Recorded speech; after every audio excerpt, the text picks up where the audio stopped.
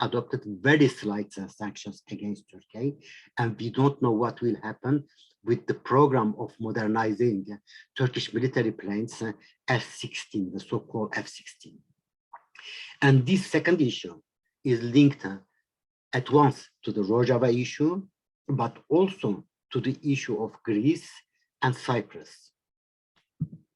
My impression is that since a couple of years, the United States has clearly made the choice to support Greece, not exactly against Turkey, but as their main ally in the region. And we know that this alliance includes also, to some extent, the Republic of Cyprus, that Turkey does not recognize as the representative of Cyprus. And we saw also that in the conflict in the Eastern Mediterranean, the United States did not support Turkey, but supported other countries like Israel, Greece once again, Cyprus, and Egypt, all these countries with which Turkey has to some extent conflictful relations. And another issue is, of course, that Turkey can blackmail the United States and also the NATO, but at the same time, the Turkish positions, and Turkey today is much more isolated than, let's say, 10 years ago, both in the Middle East and worldwide speaking. The strategic importance, the so-called strategic importance of Turkey might not be so important as many scholars accept it today. And when you take the economic situation of Turkey, you see that it is very unlucky that Turkey accepts a new and ongoing, long-lasting conflict, open conflict with the United States. And there are other issues that have to be taken into account, like some trials in the United States that it might include or concern even Erdogan's own family.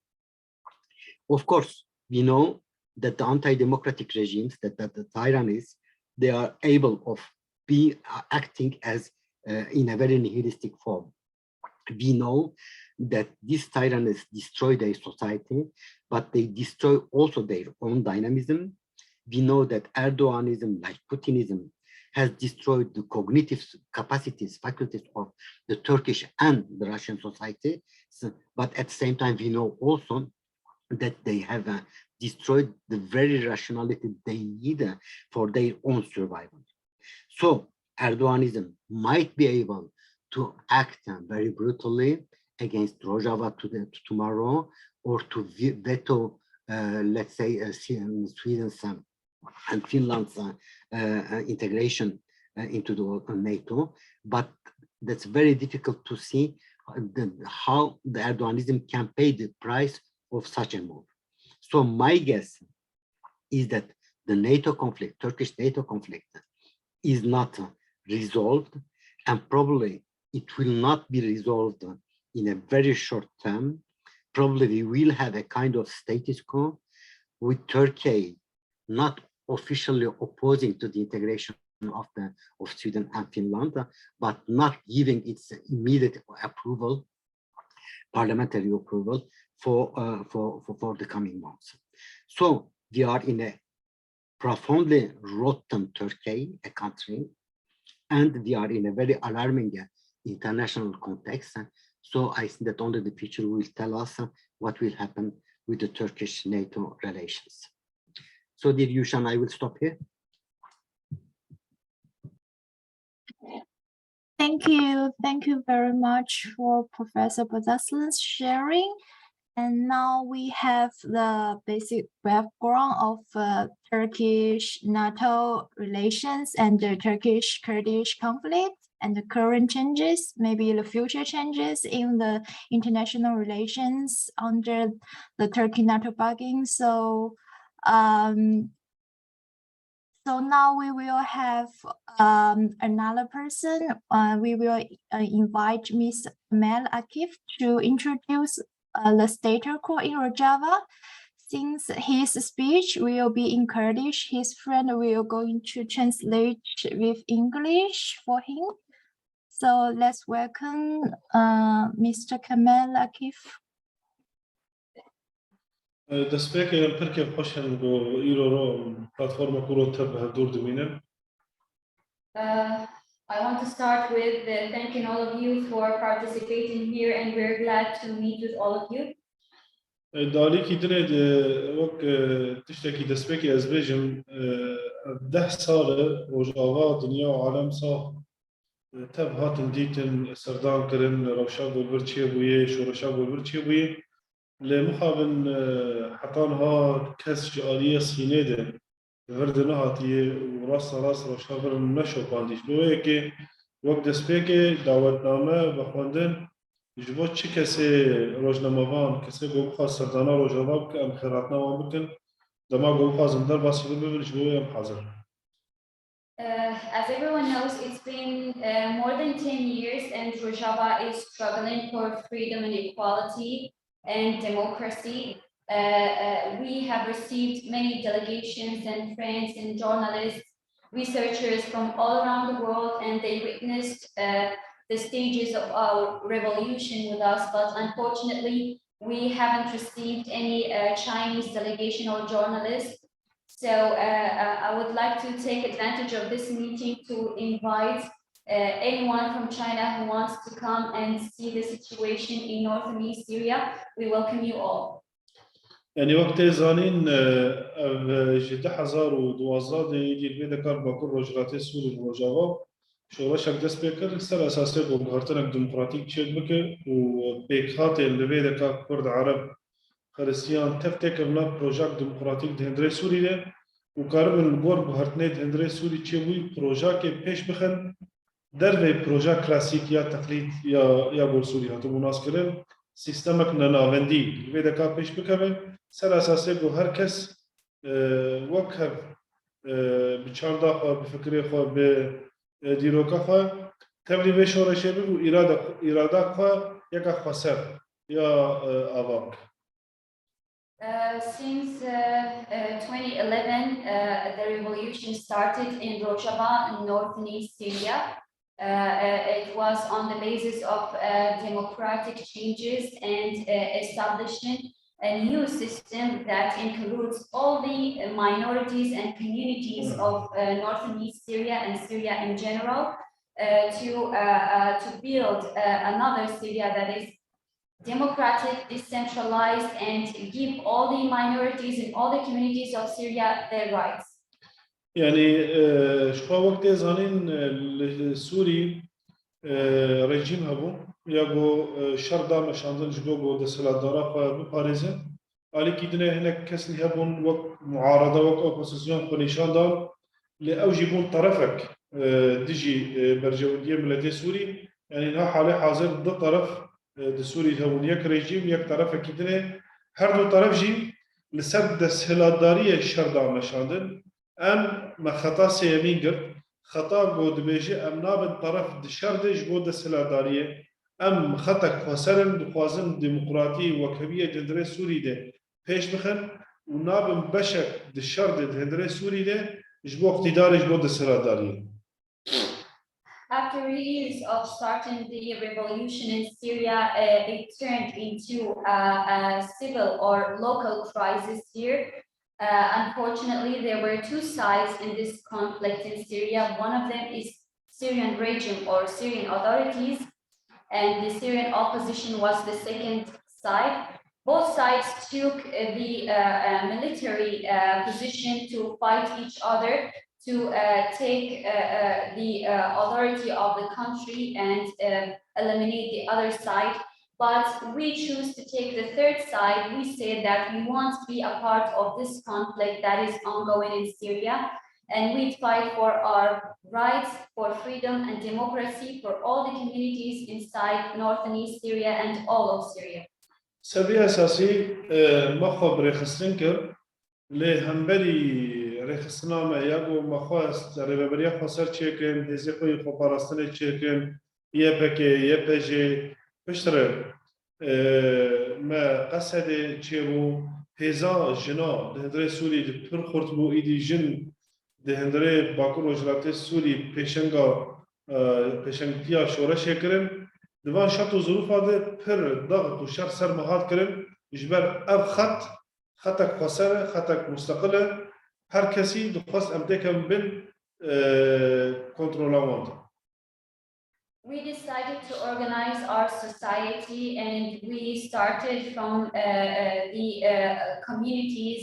We established our autonomous administration that includes everyone who is living in North and East Syria. We established our security forces, YPJ and YPJ, and then it was wider established SDF, Syrian Democratic Forces, which includes all the people from North and East Syria. And of course, in this revolution, in this autonomous administration, the woman was the first leader. The woman now is participating in all the institutions and all decision-making positions in North and East Syria, which gave our autonomous administration a special characteristics. Many parties wanted to control the project that we are establishing here based on democracy, freedom, and equality for everyone. But fortunately, we could take the third side and not be controlled by anyone but by our people here. سربيا اساسي شركي كل مزن هم بني مهات مشاندن يك دسبيكيج آلية جروبي تندراو 10000 ويازاد حتى 10014 پشتی 1014 ایدی داعش به پیشگیری ترکی گرانی داعش شر همبری ما و برای خدا هرمه ما و سوزا گوان هرما تنب و پروژه تنب که به پیشگیری ترکا. Because we didn't allow anyone to control our project, many parties decided to fight us. One of them was the extremist factions, which were fighting us since 2011 to 2014. And after 2014, Daesh, ISIS was established, and it was supported by Turkey. And they came to our regions and decided to start fighting us. مجي برياضة ما قوة شرشافة ما بردوام كم سربي أساسي ما قوة ما هرمي خبر بارزين وبيكاتين بهرمي تفكت الناف لفاتنا كيش بوجو شيء كسر دزريجي يجبو بهرمي بكي يدي شريوه ممكن خبر بارزين. When we saw that our region was attacked by many parties who wanted to take over our region and our project, the people of North and East Syria gathered and decided to protect this region from anyone who wants to attack it and take over it. سربي أساسي وكون دزانن شركة بان 2014 دسبيكا شكلاندنا داعش دكوبان يدبو برخدانك برمزن دكوبان هات مشان إيدي بريارك خاد داين وأم داعش دهرمت تنبكن. Daesh was one of the strongest and most terrorist organizations in the region, and when they attacked our region in Kobani, our forces could defeat ISIS, which gave our security forces also a very special characteristic when ISIS was defeated in Kobani. سربي أساسي 10014 حتى 10019 مشاريع داعش كر همبري ويت تركاجي هردم بشكرتي داعش سينور داعش ربط كر جواب حزار انشتاج أوروبا وجي دولتني بياني درباسي روجافا ببن ويدي شري مبكن 10014 حتى 10019 ما برخدان دجي داعش ذكر وأم هرمي خو بباريزن أم دنياي بباريزن جي هوفيتيا داعش هم بني ويجي دقا تركا بشكرتي داعش بو قوما تنبكي وبه داعش بسر كمان. From 2014 to 2019, we fought against ISIS very bravely. It was at the same time when Turkey was supporting ISIS and opening its border for ISIS from all around the world to come via Turkey and enter Syria to fight against us. ناد نتيجة ده أدارة 1019 إيدي مداعش تنكر يكجار قادية لش قريدة فقط هولدان تنكرنامج آلية تركاد هين بردوامن وحتى نهاجي هين تركي بتكليه خو داعش هنا مش قرتيه دده ايديولوجيا داعش مش قرتيه دده او خلايا هي داعش يجبوا جار خبري قسم كون جار داعش فقره شريمه. In March 2019, we announced the military victory upon ISIS as it was the main threat on our region. But Turkey continued to fight us not only via ISIS but by all means. And Turkey still has strong relations with ISIS. It's supporting ISIS ideologically and also supporting the sleeper cells of ISIS which are active in this region. يعني ما 12,000 شهيد دناف ده حزار هواليجن 25,000 بريندار دي تكوشينا خود همبري داعش دا اف سركفتن جبو ميه جبو ديروكي جبو جيهان گشتي چونكي داعش خطريه لسر جيهان گشتي تشكلها بسروي اساسي وقتی گو ما داعش تنكر ايدي او تي معناه گو ما هرم وانسانيات ومروباهي تفرست جي خطري وجقفين داعش. ISIS wasn't only threatening our region, ISIS was a big threat for all the world and humanity. And when we announced the military defeat of ISIS, it was a historical victory, not only for us, but for all humanity and the world. نها تبع داعش تنبوجي حتى نها ترك ببلان وبروجي هم دجي ما بردوام سروي أساسي ترك وك أندامك دولتها ناتو وقتی گوان سیاست همبری مدمشینه عفرین سرکانی گریس پی داگر کریه پشگرتیه دیدی چتا گوارتنا دموغرافیک چه دکه دخوازه هرمی و پیکاتی هرمی تنب که demek ki اوجی بشک سیاست ناتو همبری هرمی و چه هم پر ذکر هزار گوشره داعش و شره ترور کریه یعنی دنیا و عالم قبول دکه گو ترک همبری به هزه وان سیاست وان کریارا. In the fight against ISIS, we gave huge sacrifices. We gave more than 11,000 of martyrs, including women who fought against ISIS bravely and then martyred, and more than 25,000 wounded soldiers who are still suffering as a result of the battles against ISIS. And even after announcing the defeat of ISIS, Turkey is still fighting us. For example, in the occupied region by ISIS, Turkey, Turkey is supporting the extremist faction.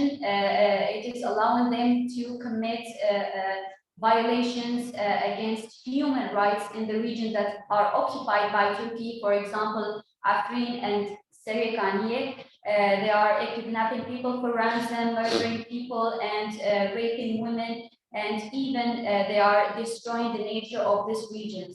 So when we see these actions are done by Turkey and the actions that are backed by Turkey, we ask ourselves, Turkey is a member of NATO. When she's doing this, so it means that NATO is allowing and giving the agree for Turkey to do this. And when the security forces of North and East Syria have fought very bravely against ISIS and defeated the terrorist organization, how can Turkey say that we are terrorists and we are threatening its national security? جبوه که ایرو رو گرک هر کس جبو وان سیاسته ترکیه بو پشگرتیا داعش دکه و دخوازه هزار بو داعش تنکریه ترکی و تنبکه یعنی مینا کره ببریا خاصه رو باکور و جلات سوری و قصده گرک هر کس بیدنگ نمینه تایبت ون کسنی روزنامه‌وان کسنی اکادمیسیون کسنی پروفسور اف کسانه گوگ دریا وره دنیا و عالم راستیه نازکن گرک هر کس بیدنگ نمینه جبر ام شر داعش دکن و ترک جی شرمت که demek ki çağı Türk و داعش یکن و ترک نخواست داعش تنبه و دخواست جار ده هرمامه و دنیا و اروپا و هر کس دبن خطریا داعش ده جیانک. So when we fight terrorism presented in ISIS, Turkey comes to fight us and support ISIS to also come and fight against us. This is not fair, as everyone knows, because when the forces that are fighting terrorism being fought by other countries, it means that this country is supporting ISIS and wants for all the world to live under the threat of ISIS. This truth can be shown to all the world by you, people who are intellectuals, academic people, journalists who are fighting to show the reality and the truth for all the world. Via people like you, we hope that everyone knows the situation here and knows that Turkey is still fighting us, not only by ISIS, but by other means also. جبوه نها تکوشینه که همبری پروژه ترکات دن مشاندن چنگی هگر ترک پروژه خود هندره سوری ده و هرمه ما داگر بکن زیادتری او هرمه بری داگر کنه ده معنایا بویدی پروژه خطر مساوی موازی پروژه داعش ره هندره سوری پیش دکن. And now Turkey is aiming to achieve its projects here. One of these projects is Safe Zone. It's aiming to change the demographics of this region, displacing the indigenous people of this region and resettle the families of mercenaries and extremist factions in the homes and lands of the indigenous people of this region. So we want for all the world to realize that the biggest threat is not only ISIS, it is Turkey which is supporting ISIS and trying to violate the human rights in this region. سروي أساسي نها وكون دزانت فترات هاليدة جاردنا ترك هدي دس بإيريشي خو كرنا سروي أساسي شقا أم دخازن شرط شنبه فقط ترك همبری ما شرکت المشاندن امی خوب پارزن چاو همبری داعش مخو پاراست همبری ترکاجی امی خوب پارزن فقط گرک جهان دنیا و هر کس بیدنگ نمینه چنگی جارد زوباره بکن یعنی ما جبو هر کسی شکر گرک ایلو هر کس جبو ما بیدنگ نمینه. Recently, Turkey has started to attack our region again, and unfortunately, we see no one standing with us. Turkey is trying to do everything to take over this region and achieve its aims here. And we want for all our international friends around the world to support us because we fought in the name of humanity against terrorism. And now when we are attacked by Turkey, we want the humanity and the world to stand with us also in this huge fight. جبویجی دالی خوی دنه دیه دیپلماسی جی ام وقت هزه که کار خوی دیپلماسی کن سر اساسه گو دریه دیالوگش گو هر تشتی فکری به فقط داگرکری هم قبول نکن قرکرینه هم قبول نکن گوهرتنا دموگرافیک هم قبول نکن داعش و آلی گریویجی هم مطلقا قبول نکن. Of course, we don't want to fight against any neighboring country around us, and we don't want to get in clashes with any neighboring power around us. But what we cannot accept now is we don't accept that Daesh will be back and control this region supported by Turkey. We don't accept that the demographics of our region will be changed by aims of Turkey. We don't accept to eliminate our project here. We want our friends to stand with us. We are open for all the political and peace dialogues to stop the attacks on our region and solve the crisis in a peaceful way. دیپلماسیا مجی آلیه می دیپلماسی جار دستکز بکم ام خطا سیمین در بجرن خطا که بود خوازه پروژه دموکراتیک پیش بخه در وی شر جبود دستهلاداری و جبود سلطه سروی اساسی ام ها کار و خباتی خود کن ام خبری خصن دکن ایدی ام لبه دکا بونه هیزک به نرینا خود به استراتیجی خود دیپلماسی. As I mentioned in the beginning, since we've taken the third side in the we decided to not engage in the civil war in Syria, and we decided to fight for no one but for our people and to have our rights and live in democracy and equality. That's why we will continue establishing and developing our project here, and we are ready to solve the crisis here in a diplomatic, political, and peaceful way. أنا زعلان بيجمع كي يعني وقتها مقادية حجر تشتكي دنا يجمعتي قصن برسا كبير نارينا كبير هم حاضرين ليستحملكم زماني مرجور وعيار مقادية. I think our time is over now. If anyone has any questions, we are glad to answer. Thank you. Thank you. Thank you very much, Spas. Thank you for Ms. Kemal's speech and our interpreter's effort. So let's invite the representative of YPJ, Rapiring, to introduce YPJ and security in the region. Rapiring, are you there? Can you hear Yes, me? hello, can you hear me? Yes, I can hear you. Can you hear me? Okay, Yeah. perfect. So I will start? Yeah, great. Okay.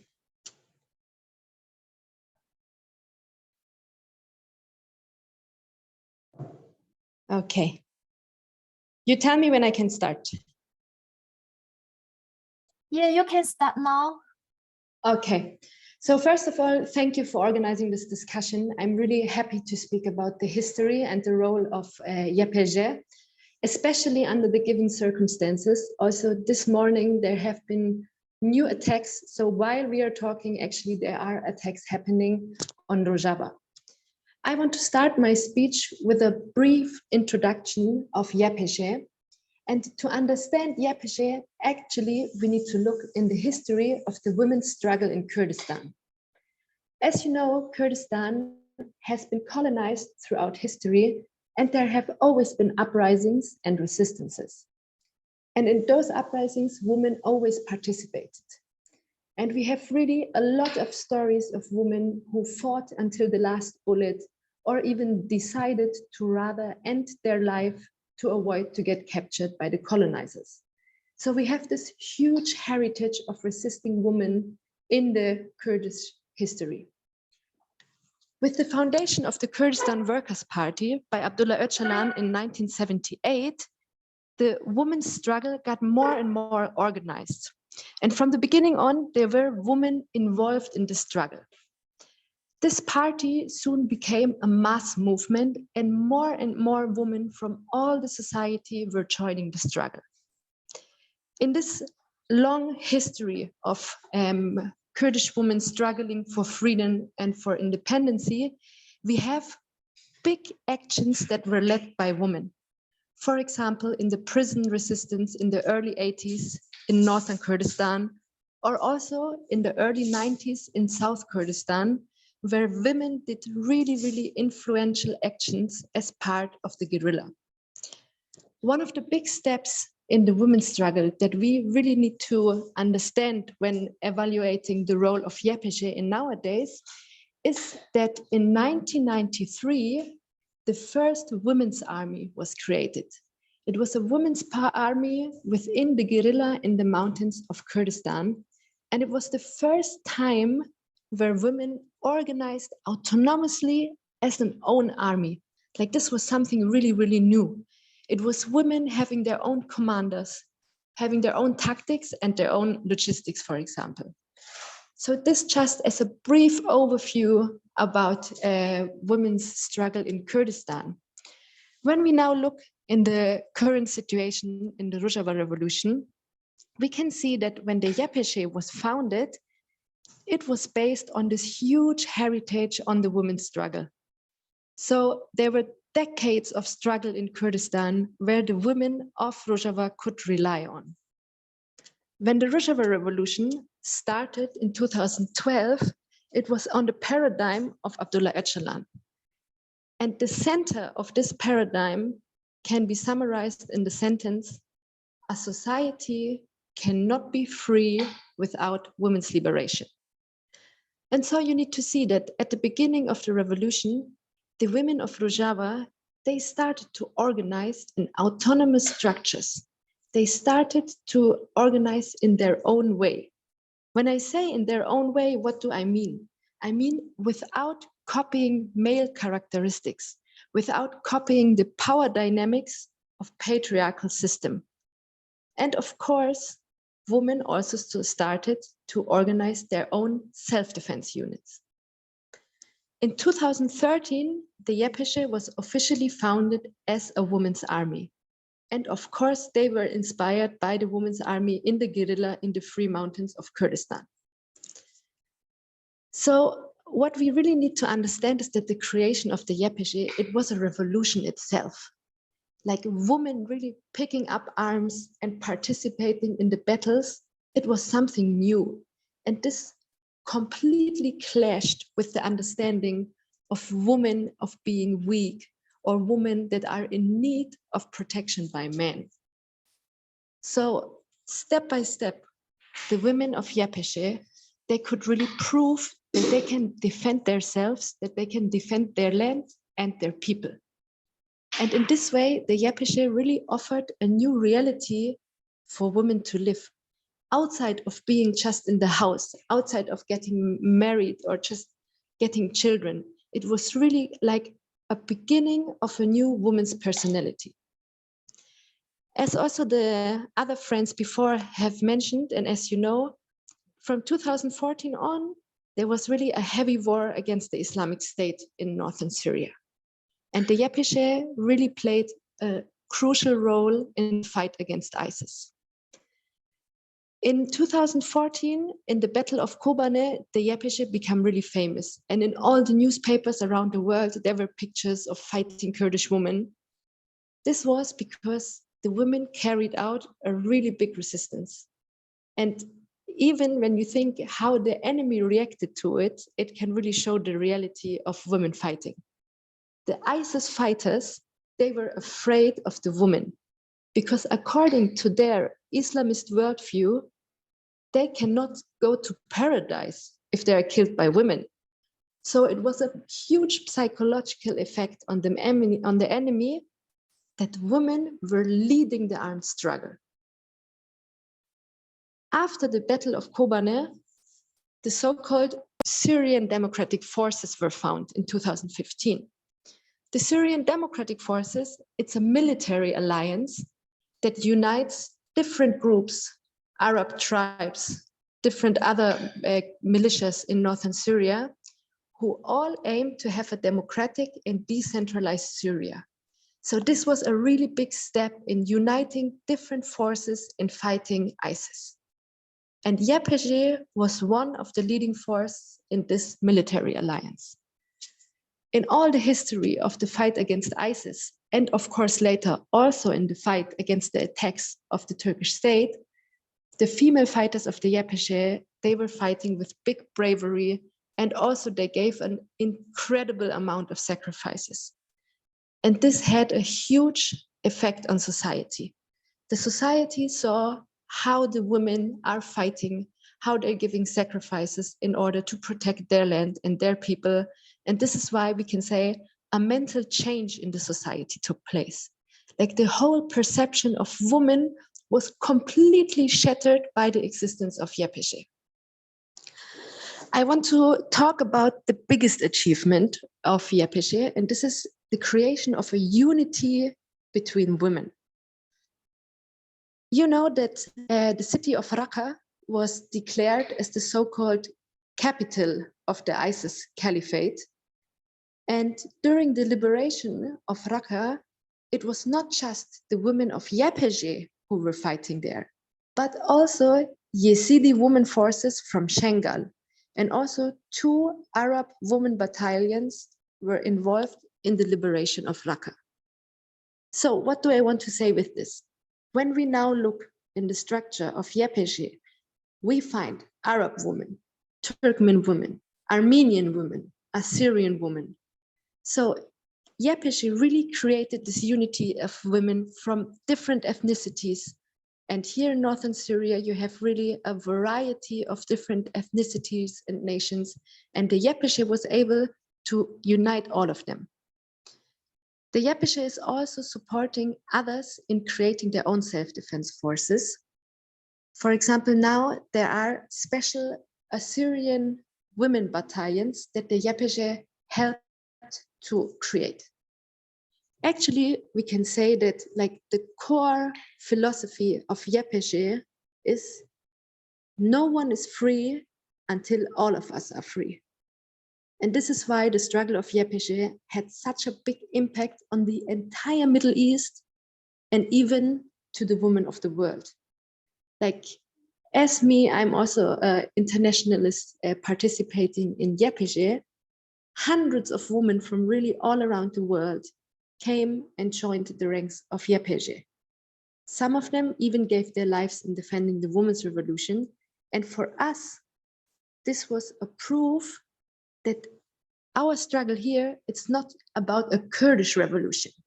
Especially the women's struggle is a struggle for liberation. It's a struggle for the liberation of all women, not just for the Kurdish women or the women of the Middle East.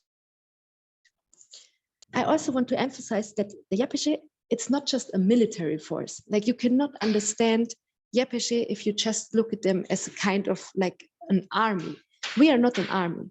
We are not fighting for a nation state or for capital. We are defending our people. When we're talking about self-defense, we not just mean defending against outside attacks, but also against mental attacks. So, for example, we want to protect ourselves against the influence of the capitalist patriarchal system on our personalities. And this is why in YPG, we really give a big focus on education. We have a big varieties of academies in which our fighters are discussing, seeing different lessons on, for example, the history of patriarchy, the history of women's struggle, or sexism in society. And we really, in those academies, we want to get to know ourselves. What is our history? What is the history of women? How did patriarchy oppress women? And so YPG has a role in all fields of life, in culture, in arts, in politics. It's not just a military force. Actually, what we can say is that what we are fighting for is really a change in patriarchal mentality that tries to destroy women and turn us into commodities. And against this, we as YPG, we are creating women personalities who have a free will, who are able to defend themselves and their community, and who learn to rely on their own strength. So this is what YPG is representing. This is what we are fighting for. It's of course a military force fighting against outside attacks, but also the attacks of the capitalist patriarchal system itself. When we look on the current situation that we are now in, we can see, as the two friends who talked before me also mentioned, that Erdogan is threatening with a new war. But we can say we are already at war. Almost every day there are drone strikes. There are artillery shellings. All the time there are attacks. And civilians, as well as our fighters, are getting killed. So when we look just in this year, 33 people got killed by drone attacks and 124 others got injured. And in those drone attacks, 8 of our YPG fighters got assassinated. And I want to tell you about a really crucial example that happened on the 22nd of July in this year, where 3 of our comrades got murdered. Our comrades, their names are Yushan, Rosh, and Barin. They were on their way back from a women's conference who was discussing 10 years of the women's revolution, when a Turkish drone hit their car and all of them got assassinated. We need to analyze really well what this means, because it was a really symbolic act that the Turkish state carried out. 2 of the friends who got murdered were part of our anti-terror units. Our anti-terror units are specialized in protecting society against ISIS. And one of them, Comrade Yushan, she was actually a founding member of YPG. She fought on almost every battle against ISIS. She was a well-experienced commander. She was educating women, especially young women, not just in self-defense, but in a political way. So those attacks that happen now almost every day, they are killing those women who have the ability to inspire others, those women who are bound to their communities.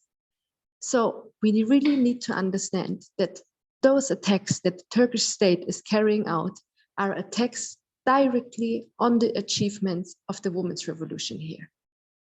So we can say the situation that we are in right now is a situation in which the pioneers of women liberation, the vanguard forces in the fight against ISIS, are murdered by the Turkish state.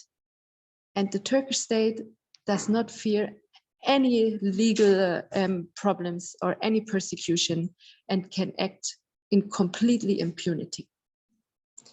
So at the end of my speech, I want to say that we as YPG, of course, we are preparing in case a new military invasion will happen.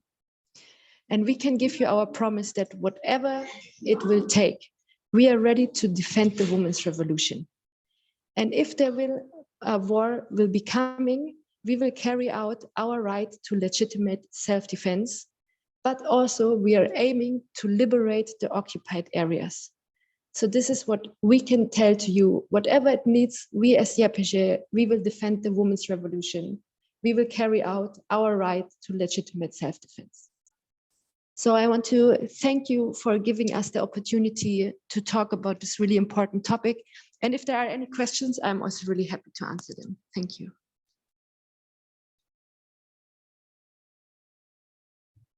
Thank you very much for Rafirin's sharing about the women's revolution in Rojava. So now I would like to ask Professor Bozarslan, do you have any comments or opinions you want to share according to our friends' speeches? Actually, yes, before everything, I want to thank a lot these two speakers, and I think that they brought a very important information, but they also reminded us that there is a responsibility of democracies in what happens today in the Rojava. And I think that this issue of the Turkish impunity is one central issue, and not only the public opinions, but the intellectuals, but also the politicians in these democratic countries, they have been quite unaware or insensible to what happens there. Everyone applauded the Kurdish forces and the Rojava forces and the Syrian democratic forces when they combated the ISIS and jihadism, broadly speaking. And I think that everyone knows that without the Kurdish forces and these democratic Syrian forces, the jihadism will be back. And we paid a very heavy price for this jihadism also in Europe. Just remember what happened in France, in Bataclan, in Paris, but also in Nice. And at the same time, when it is the question is to protect these fighters and to put a red line before Turkey, unfortunately, this democratic will stop. And there is no democratic action, no categorical action against Turkey, which is supposedly has a diplomatic and strategic importance. And I think that this hypocrisy cannot last forever. And the second issue for me, it's very important that it has been also underlined. There are in some historical moments, some struggles that are not national struggles, that are not struggles concerning only one people, one region, one country. These struggles are universal struggles. And I think that both Kemal Akif and Rafirin have underlined this. Today we have a situation in the Rojava which look like a lot to what happened in Spain in the 1960s. In the 1930s in Spain, the democratic forces, they didn't fight only against the Franco uprising, but they fought also against Hitler, they fought also against Mussolini, they have fought against the fascist powers, and they have been defeated because the democracies were not able to defend them. France has abandoned democracy in Spain and Great Britain too. And the outcome was the Second World War. And I think that the democratic forces in the world have to know that what happens today in Rojava does not concern exclusively the Kurds, not exclusively Syria, but the democracy, the issue of democracy in the worldwide speaking. And the third factor, which is very important, I think that from that perspective, is that whatever the political lines that one can have, the political opinions, the political convergences, the political divergences, what is at the stake today is the defense of this region against Turkey, because I think that one should know that the Turkish plan and the Turkish ideology, Erdogan's ideology, is just to transform Turkey into the absolutely dominant power in the region. There is a kind of nostalgia, very violent nostalgia of imperial power, and Erdogan is able to destroy his own society in order to achieve this project, and this project cannot be accepted. But I think that that had already been underlined also by both our colleagues. Turkey has widely supported the jihadism.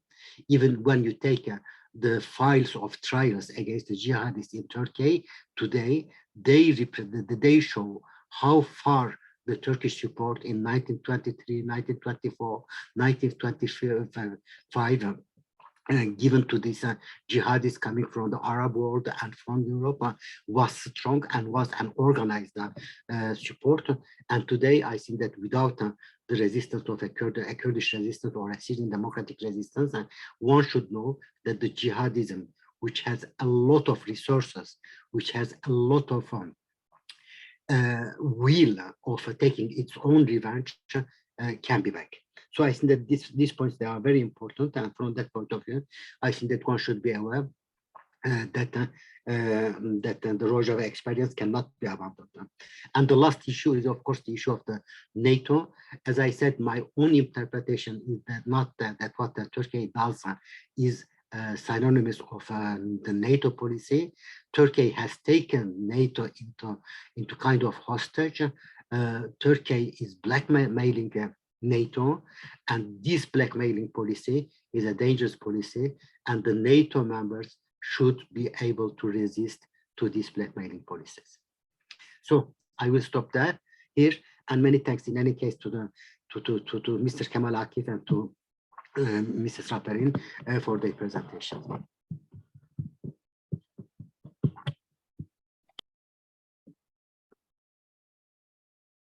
Thanks very much for Professor Hamid Bozarslan's comments.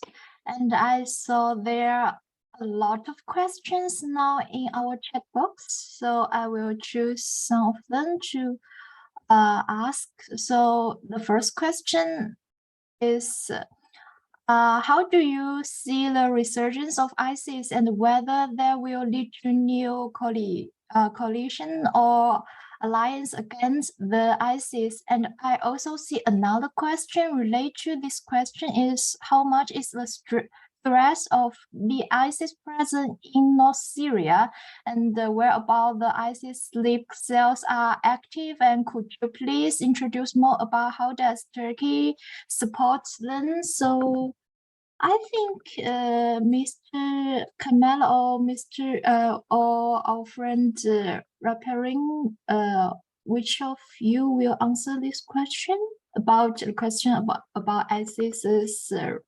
resurgence? I can answer this question. Okay, thank you.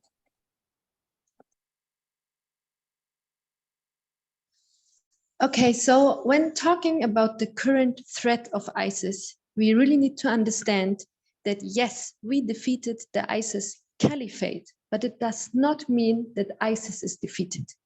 We still have a really existing threat of ISIS sleeper cells, And some days ago, ISIS even tried to carry out an assassination attack in Deir ez-Zor. But our security forces could handle this and could avoid that it comes to more danger.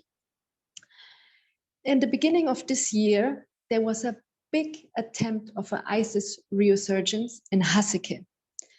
As you know, when we defeated the caliphate in March 2019, thousands of ISIS militants surrendered themselves in the hands of the Syrian Democratic Forces. Those ISIS militants are now kept in our detention centers, and we repeatedly called to the international community that we need help with those detention facilities. We don't have the force and the strength and the financial means to really keep those detention facilities safe. We repeatedly call out to the international community, but no help was given. So what happened at the beginning of this year was that there was a coordinated attack from ISIS sleeper cells to one of the prisons in which hundreds of ISIS militants are, and a breakout was planned. A lot of our security staff got killed, and later, with the engagement of the Syrian Democratic Forces, around 120 of our fighters got killed in this attack. But we could keep control of the situation. What it shows is that there is this real threat of ISIS. What is really important is to always emphasize the relationship between ISIS and Turkey. The relationship between ISIS and Turkey is not something new. It has a really long history.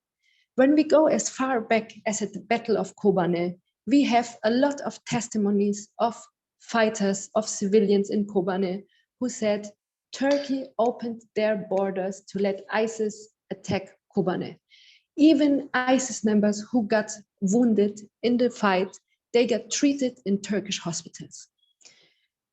When we look on our military campaign to defeat ISIS, which was ended then in 2019, we see that when we were not even finished with the threat of ISIS, Turkey started to attack Afrin in 2018. So our fighters had to make the choice. Do I leave now the areas in which we need to defeat ISIS to go to defend Afrin or not? So actually with these military interventions that Turkey carried out, our struggle against ISIS was weakened. Again, I want to go back to the Haseke prison breakout of ISIS. One of our SDF members, they sent reinforcement groups from the city of Tel Tema. It was a military convoy that was heading towards Haseke to support our fighters in getting control on this prison breakout scene. And on their way, they got bombed by Turkey and got assassinated. So it came so far that those forces who really are defeating ISIS on the ground repeatedly get killed by Turkey. So what we say, Turkey is not just actively supporting ISIS, but is opening the infrastructure. In the last months, several of the big ISIS leaders got killed in territories which are under Turkish control. This is not a coincidence. The Turkish occupied areas in northern Syria became a safe place for ISIS leaders. And we know that Turkey actively supports ISIS to reorganize and send them to attack further areas in northern Syria. So yes, there is a real threat of ISIS, but also we have strong anti-terror units who are carrying out special attacks against ISIS sleeper cells, but it's still a really, really serious threat. Thanks very much for your response, Raparin. And there is another question about what is the basis for developing foreign relations of the Kurdish region and a broader international coalition, where you appear to the ideology affinity or geopolitical alliance in between the Kurdish region and the broader international places. So maybe Mr. Kemal Akif can answer this question.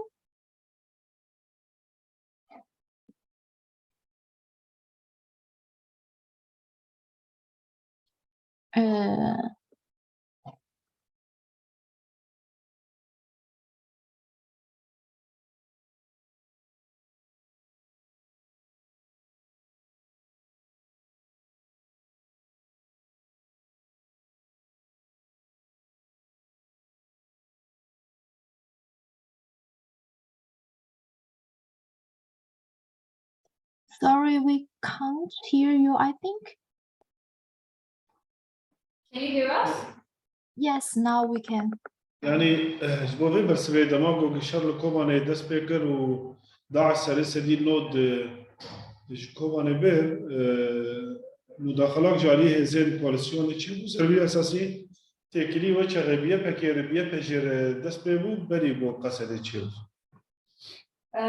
In 2014, during the Battle of Kobane, when ISIS took over more than 90% of the territory of Kobane, the global coalition to fight against ISIS was established by an international alliance, and they aimed to intervene the situation in Kobane there. جوه دميد حطانها بشتي دمزداد ما قصد ده حزار بازا إلي تكليب كواليسيون غير حتى نهاجي دي تشارشوفا شريط ديجي تروري وداعش.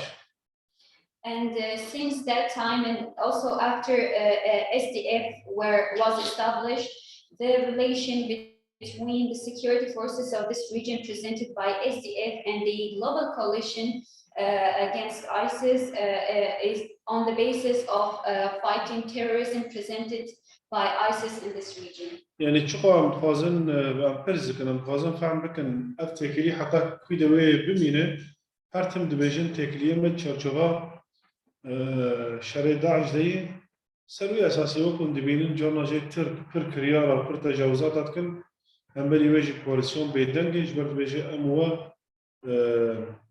أفكاريا مبداعش رأي جبو تركا بر جارا نكار مداخلة بكن يجي نكار تشتكي بكن ميناك سرقانية ده 2019 دما بو شردس بيبو يعني وش غير برسفا كواليسيون قد أو هريمك أم ليتنا داعش ليتنا يجبولوا أم نقارن هم بري تركاب سكن.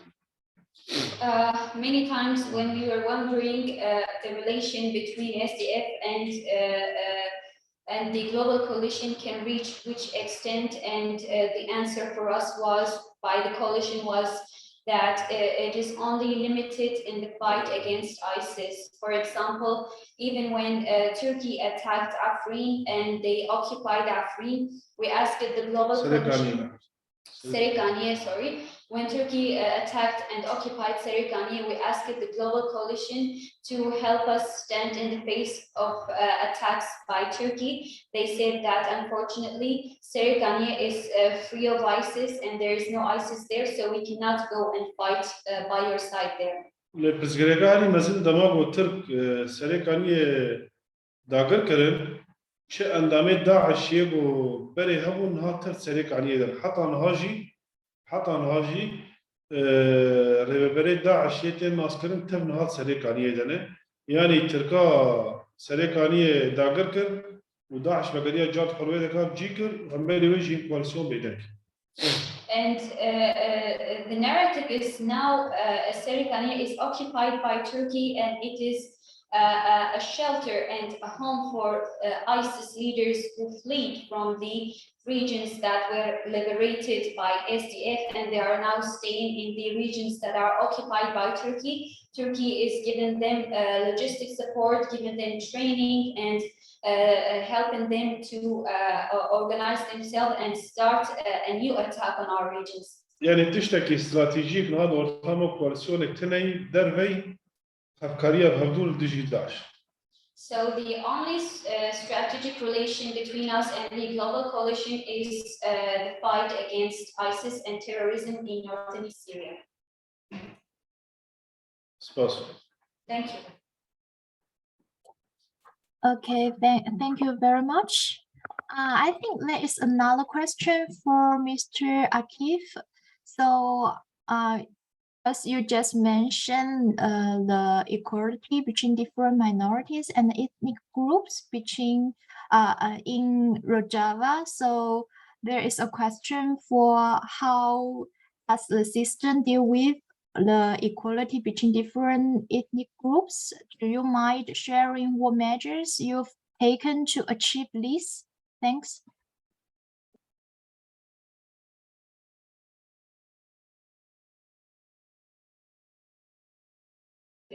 هاتي أباطرين جي إنه سقوط حماة أقليات البر دكهيج وانا شبو خاطريكم مساواة وحرية الأديان هيدا اللي بتقطين وش إجراءات استنتجوهم تقريبا ما في حد كسي بدليل بين نظام إدارة ذات. يعني يك شقا دبي بروجا رهبرية خسرته حمو بكاتين باكور رجلات سوري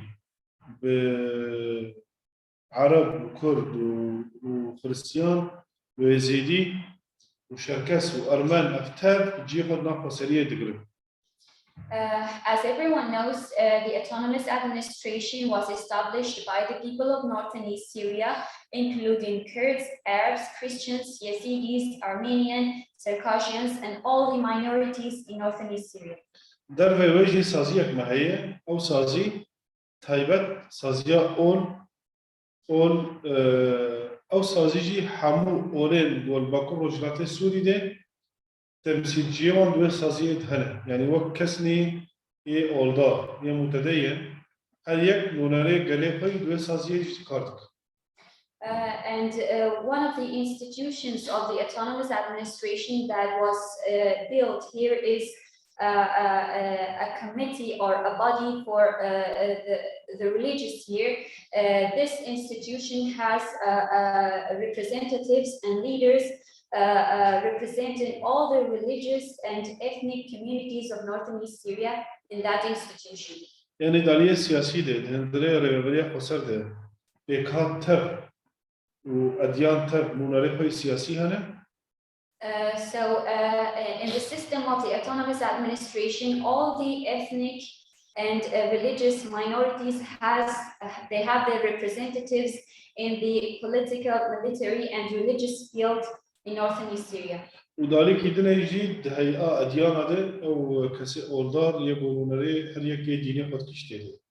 And also they have their representatives in the institution of religious and ethnic minorities. حمو سازية مدية بول بيدكا باكور رجلات سوري هرتم جن تيد هي وأصاهري بلندي يعني سيستما كي جير بيجين سيستما هفسروكاتية چنا بزلام تنه بربسيار به مينا كان بيجين وزير به ياجي مثلا سروكي سازية كيمه چنا بزلام به گرك زلام وجن به بشكل كي هفش تشاركي رببريا وسازية كن.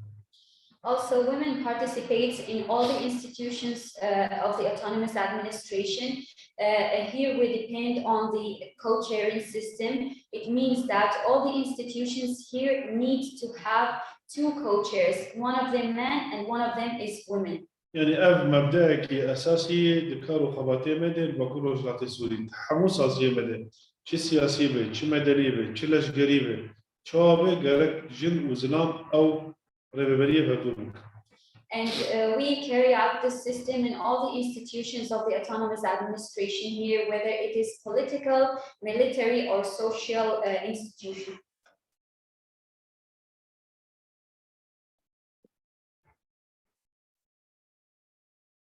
Is it clear? Yeah, it's that all?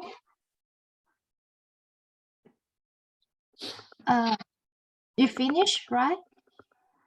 Yes. Okay. So there is two similar question about the relationship between Rojava and the Damascus region. So the question is, you've talked a lot about the Turkish influence, and I'd like to know how Rojava interacts with the Assad regime facing a potential Turkish invasion. Is it possible for Rojava and Assad to reach a deal? And how could we view the relation between Rojava and Damascus? It is a kind of decentralization or marriage of convenience. And another question is, as a de facto autonomous regime in Syria, how much political pressure do you come under the Syria central government other than Turkey? So the two questions are quite similar. So I think maybe also Ms. Akif can answer this question. I also want to hear about the comments or opinion from Professor Bozarslan about the relationship between Assad regime and Rojava. Maybe Mr. Akif can start first.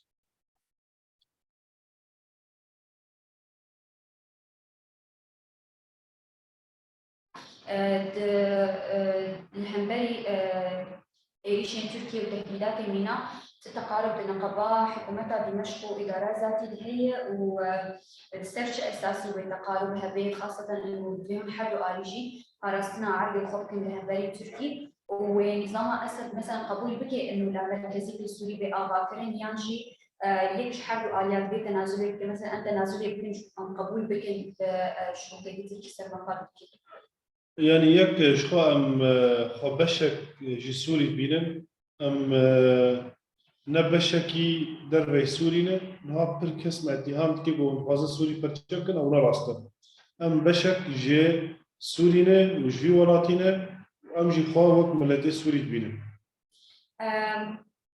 It is a good question actually, and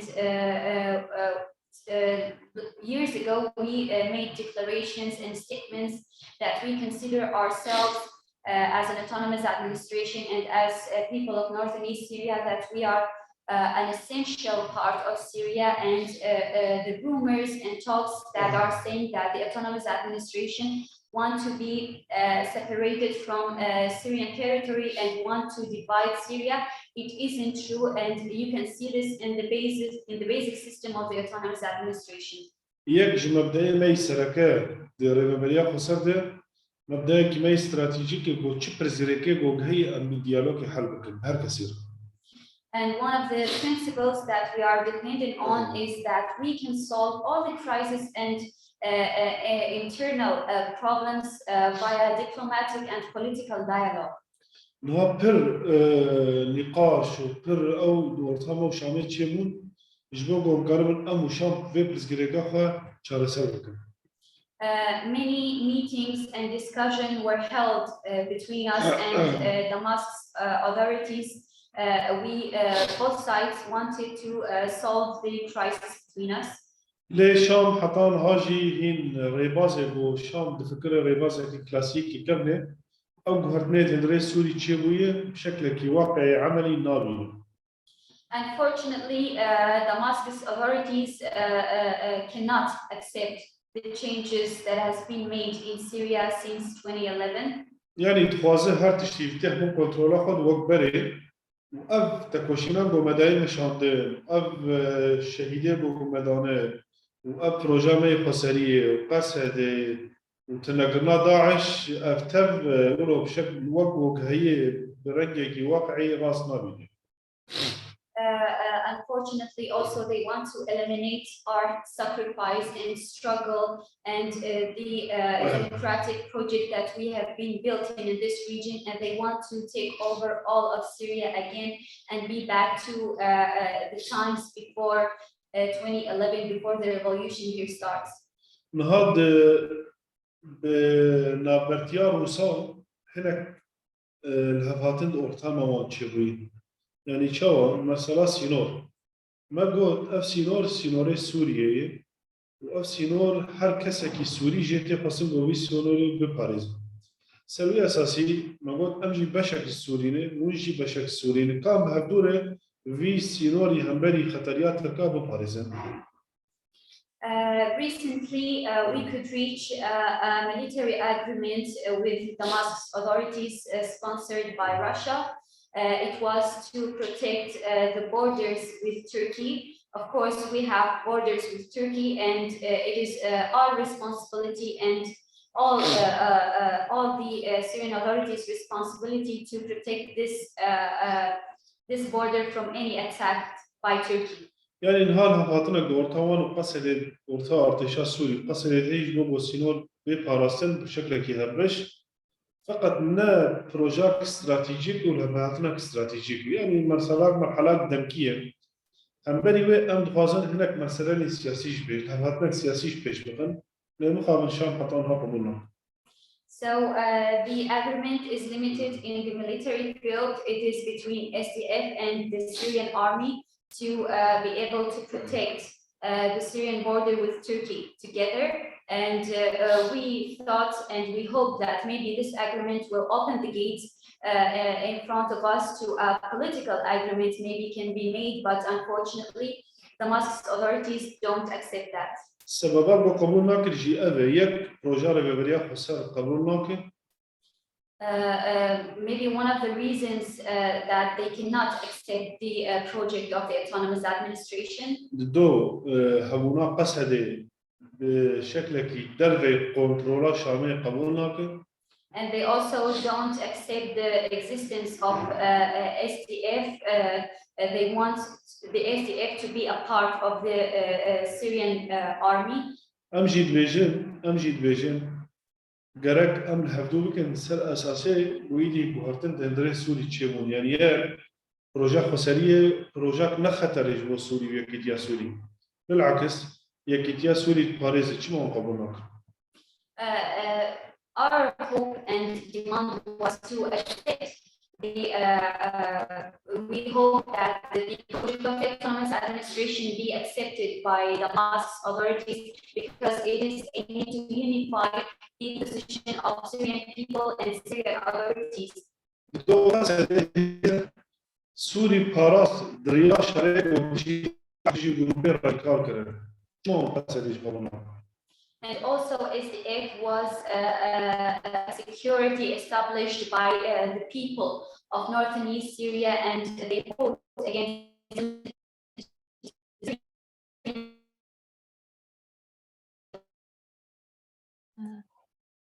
Sorry, Mr. Akif, your voice is a little unclear.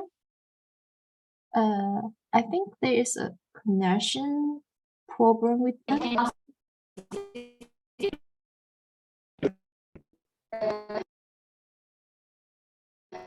Babuch, can you hear me? Mr. Akif?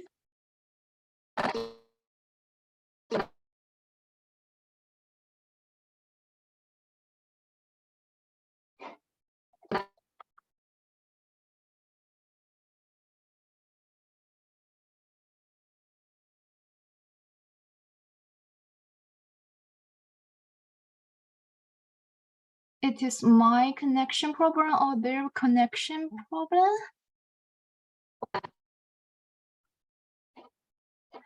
Okay. There is a connection problem. It's not only your yeah. Okay. We don't hear anything from Mr. Akif. Yeah. Okay. So maybe Professor Bozarslan, you can share your opinion about the relationship between Assad regime and Rojava first, then we can check with them for their connection problem, maybe.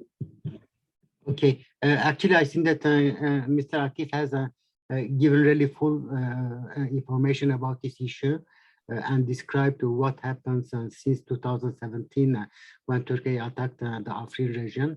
There was always a will of the Kurdish side to say that we are a part of Syria. We don't want to have any kind of a separate state. By the way, the doctrine of the Rojava excludes any kind of construction of new nation state and instead wants to apply a form of radical democracy based on the ground realities. So Kekecan dengetene dağıtın. Mgodu sedeka az bıgrım az kısıpkım. Paşa mecarzi ve gerinte. Dengemat ete. So I think that from that point of view, Mr. Akif has really given very important information. And I think that, as I said, and as he reminded, since a couple of years, there was always this will from the Kurdish part saying that we are a part of Syria and we have to protect Syria together. The second issue is that the Assad regime has very weak margins of power compared to Moscow and Tehran. There is a kind of patronage exerted by Moscow and Tehran on the Bashar al-Assad regime. And in 2017, Bashar al-Assad didn't want at all the Turkish forces occupy Afrin and Serekani in 2019. That was not a project of Bashar al-Assad either, but his regime was simply unable to prevent either the Turkish to prevent the Turkish forces in these two parts.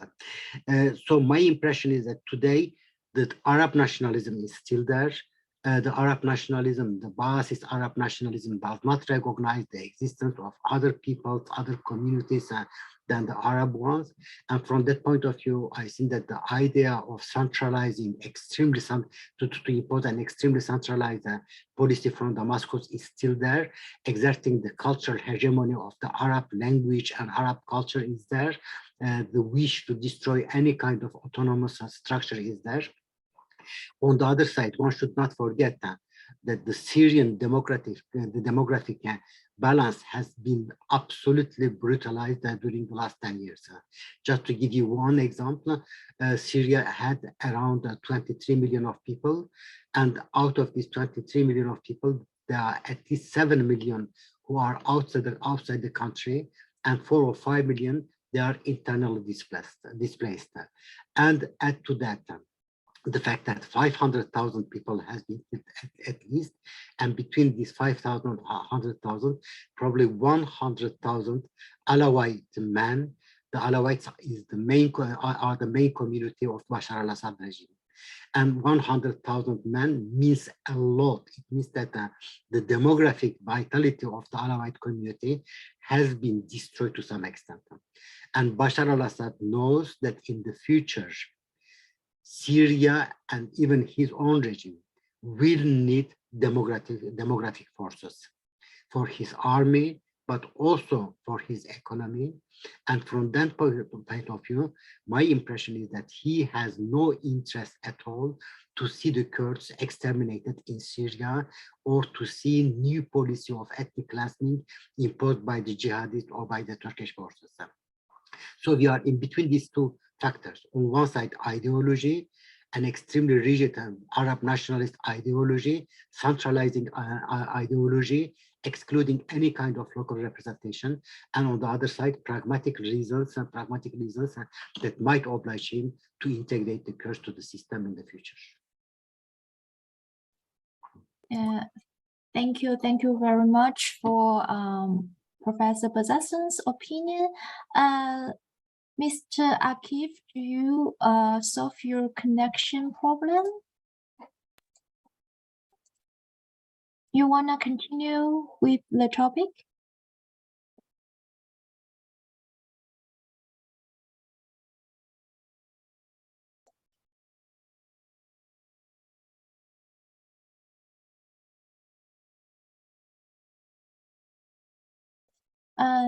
Do you speak anything? Because we can't hear you.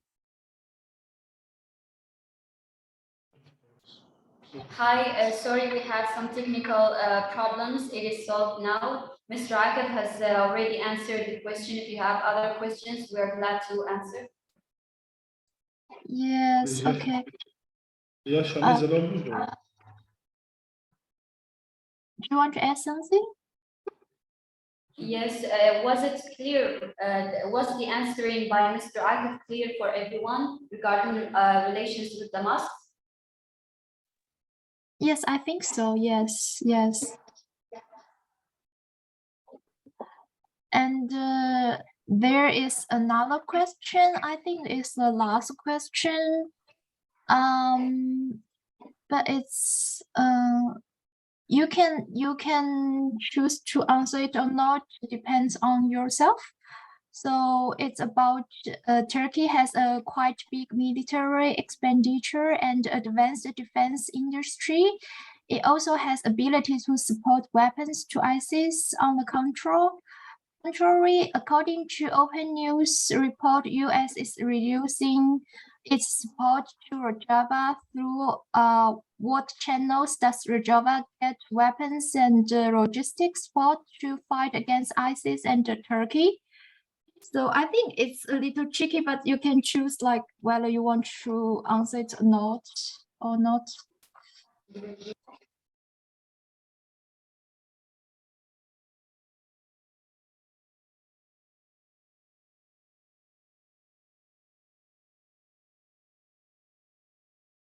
I think that Mr. Akif maybe can answer to this question, or Rafael, because they have a local experience.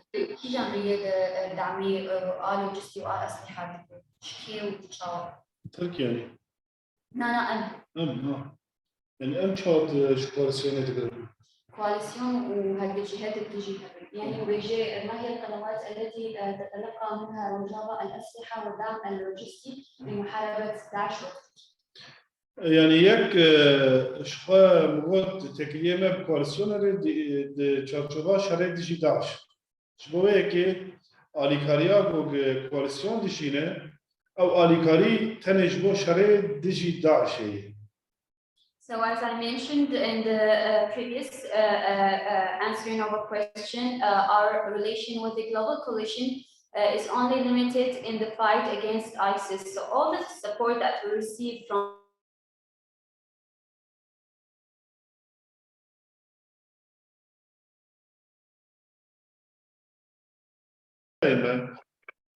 but to stand in the face of Turkish threats and attacks, unfortunately, we are receiving no support and no one is supporting and providing any help for us.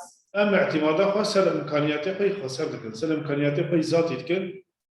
We are dependent on our forces and capabilities in this region, and we are receiving nothing from the international community. لهجر هناك بخاز السلاح بدل مجموع شريط رقابكن أما جوان بيش السلاح ندمه لتركي بسكنين يجبوه شر نكه شينكي أمنا خاز شربكن وكيفما الشر ناي. Also, if anyone wants to provide us with weapons to fight Turkey and stand in the face of the threats of Turkey, we would say no, thank you. We don't want any weapons. We want our friends and the international community to stop Turkey from attacking us. That's how we can stop the conflicts and clashes on our borders, because we don't want to fight. We want to have peace. جبال أم خازن هرمي خوا استقرار تتشكل هرمي خوا بيش بخير آواهية تتشكل بروجكت ديمقراطيك تشكل إيدي خلق بشتي 10 سال جكريزا سوري برنجك رحت جيان بكن شر تأنجام خارناني شر خرابونة تينه وشتيا بخارتينه زرار بخارتينه جبوه زمانه شر أم حزناكن يعني لهذا رختيجو هناك إيريشي ملكن أما جبوت مين قد قارزة. We don't want to engage in a war with any powers around us, because we've had enough of wars and fights. We gave huge sacrifices, and all what we seek for now is establishing a democratic project that can manage the lives of the Syrian people here. We want to reach a solution for the Syrian crisis and have a peaceful life and provide a peaceful life for our people here. لجبور ربازيق وقتشوا سلاح دقيه قصد جبور داعش أو يعني ميكانيزم كربازة كده ورطة تحالف داعش ده يعني السلاح ده قاعدة تحالف في العراقي وجي عراقي جي برنجكي تيدي ده بيدكاش بداعش تنا. And also, I want to reaffirm that we are receiving weapons from the global coalition only to fight ISIS. The weapons are sent to the coalition bases in Iraq, and then they enter North and East Syria, and it is used only to fight terrorism here. Zalalo. Is it clear? Yes, it's quite clear. Thank you very much for your response. I would like to ask, are there any other questions? Because we have already asked all questions posted in the chat box. If there are any questions, you can just open your microphone and ask. If there's not, I would like to ask our guests, the three of our guests, are there any other thing you want to say to our audience or not? I would like to say something. Okay, please. So on the last topic of who is supporting Rojava and especially the military forces, I want to say that now on the latest agreement of Finland and Sweden joining NATO, there was also one point which should prevent them from funding the YPG and the YPG. I can just emphasize what the friend from the Foreign Relations Department said. We don't rely on the outside support when we are fighting Turkey. When we look in the last two Turkish military operations, in the attacks on Afrin and the attacks on Serikani and Giresunspor, we actually saw that the big global powers, USA and Russia, they were giving the green light to Turkey to invade and to occupy. So what we as YPG are doing is we are organizing us just in trusting our own strength. Yes, there was and there is a cooperation with the coalition in fighting ISIS. But when it really comes to defend the revolution, to defend the democratic organization of our people, we can just trust in our own strength. But of course, there are allies in our world. And those allies, this is you. This is the democratic forces, the civil societies, the leftists, the socialists, the feminists of this world. These are our allies, and this is what we are asking, that they support us. We are not asking support from nation states, because when we look in the history of the Middle East, we see that the history of Middle East is shaped by the interests of hegemonic powers. But we just really believe in the strength of the people, and this is why our international allies are really the people itself. This is what I wanted to add. Thank you very much. And that is very great point. So if there is no other questions, so we have already answered all questions, and we can maybe end today's talk now. And I hope all of our audience had a better understanding of Kurdish question after this talk. And I would like to thank you, all of our guests' participation today. Thank you very much for your wonderful speeches and sharing. And do you want to say anything, Professor Bozarslan, before we end it? No, just to say thank you so much to you and to the organizer, and greetings to the colleagues and friends in Rojava. That's all. Thank you very much. And I hope to see all of you maybe next time in our another next activity. So thank you all of you for the participation. Thank you.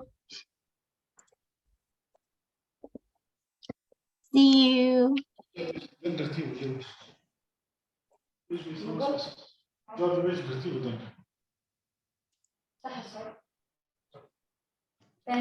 Thank you very much. We hope to meet with you again soon.